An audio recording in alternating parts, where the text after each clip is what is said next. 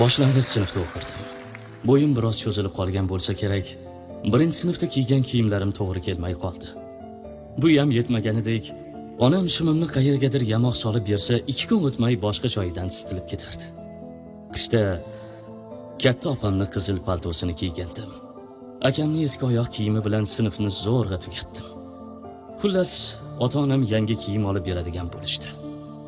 Bozorga otlandik. Bozor. Ulug'lar aytganidek, qorni och odam bozorga borsa to'yadi. Yemasa ham to'yadi. Jilla qursa, bozor ko'rib yurgan odamni ko'zi to'q bo'ladi. Otam bilan kiyim-kechak sotiladigan tomonni qariyb yarim kun aylandik. Har bir xaridor yonidan uzoqlasharkanmiz, otam taassuf bilan bosh chayqardi. Ko'zimga qaramaslikka urinardi. Xullas, menga to'g'ri keladigan kiyim topildi. Qizig'i, otam olib bergan shim va ko'ylak, oyoq kiyim ham ancha katta keldi. Otam, "Ay 2-3 yil bemalol kiyasan" deb qo'ydi. O'zimda yo'q xursand bo'ldim. Erta-indin maktabga borib, sinfdoshlarimga maqtanishni dilimga tugib qo'ydim. Kiyim bozoridan chiqarkanmiz, dimog'imga gup etib taomlarni hidi urildi. Ayniqsa, kabob ko'zimga olovdek ko'rindi. "Shashlik olib bering." Otamning nigohini qo'ra tomonga burmoqchi bo'ldim. "Qarang ota, menga ham olib bering, och qoldim." Bu so'zni hech bir ota ko'tara olmaydi nazarimda. Juda og'ir gap qilgandim. Otamning bir qo'lida meni yangi kiyimlarim, ikkinchi qo'li esa cho'ntagida edi. Nimalarnidir chamaladi shekilli, beixtiyor tamaddixona tomonga burildi. "Qani yur o'g'lim, bir seni shashlikka to'ydiray." Balki kenja farzand bo'lganim uchundir, otam biror marta iltimosimni yerda qoldirmagan. Oshpaz amaki bitta shapati non va 2 dona sixta kabob olib keldi. Likopchada piyoz ham qo'ydi. Men dastlab hech narsaga e'tibor qilmay, oldimga qo'yilgan taomni shoshilgancha yeb boshladim.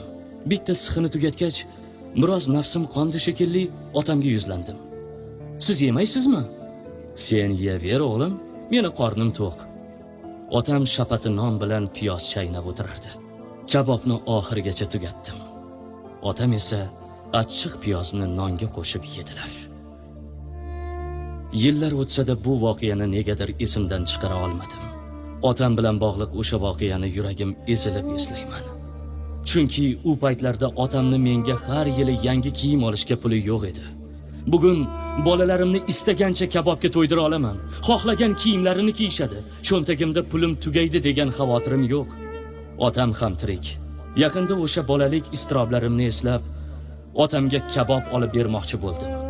O'ylamang, bu bilan meni qarzim uziladi degan fikrdan mutlaqo yiroqman. Ammo insonda shunday hislar bo'ladiki, ularga izoh berib bo'lmaydi. Shunchaki yurak buni amr etadi. Zamonaviy restoranda otam ikkimiz o'tirdik. Dasturxonni 3-4 xil kabob bilan to'ldirdim. Eng noyob taomlarga buyurtma berdim. Otam bitta sixini qo'liga oldida ancha vaqt tikilib qoldi. Bir chimdim yegan bo'ldi. O'zimcha o'yladim. Otam ham o'sha voqeani eslayotganmikin? "Avoling ota?" "Bolam, bularning yeyishga tishim yo'qda. Undan ko'ra achchiqqina ko'k choy aytsang-chi." Yuragim uzilib ketdi. Otam o'shanda ham achchiqqina piyoz bilan qorin to'yg'azardi.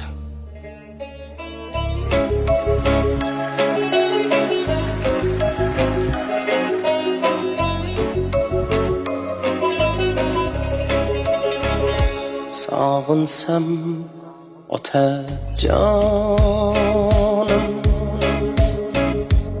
izlayin qayerlardan. Sog'insam Nurjahonim, izlayin qayerlardan. Hovlimiz sahnasida izlari qolganmikan, o'g'limning ol yuzida izlari qolganmikan. dog'lari payt poylab turganmikan sog'insam otajonim izlayin qayerlardan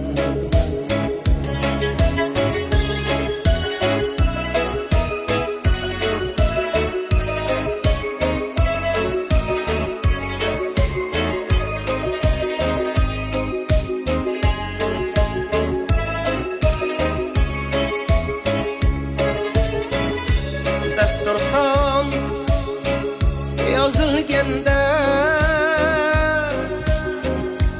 ne'matlar ekladi termulib o'tiraman yuragim eziladi uray deb anorlar ham chokidan so'kiladi sog'insam otajonim izlayin qayerlardan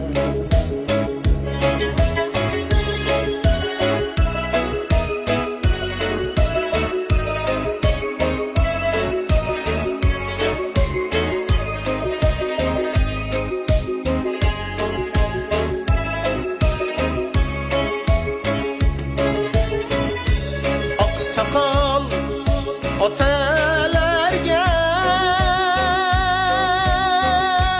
qush kabi talpinarman ko'rsam gar suratlari suv kabi qalqinarman yig'lamay yashaymanu ammo ki sog'inarman sog'insam otajonim izlayin qayerlardan sog'insam nurjahonim izlayin qayerlardan